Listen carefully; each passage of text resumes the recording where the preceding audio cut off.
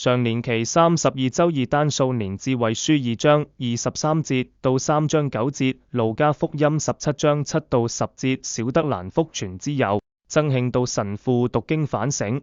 2025年11月11日，耶穌基督。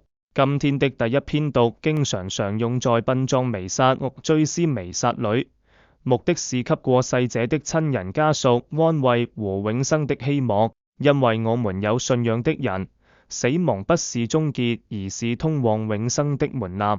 當然，我們不是等到殯葬彌撒的時候才想到這一點。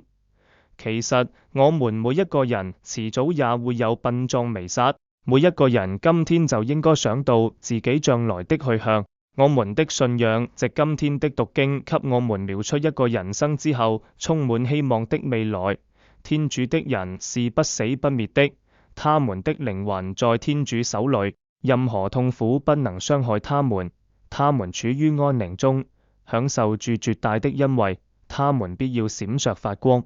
上主要永遠做他們的君王。對上主忠心的人，必與上主住在愛中。這用人能夠了解的方式，雖然遠遠不夠充分，但也表達了上主天主為愛的人所準備的天堂。這個眼所未見、耳所未聞、人心所未能想象的好的地方。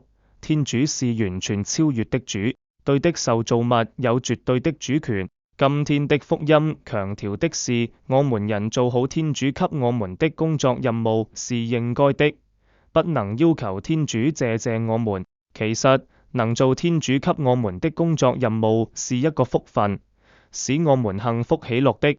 小德蘭就越過，取越愛我們的天主，就是愛的賞報。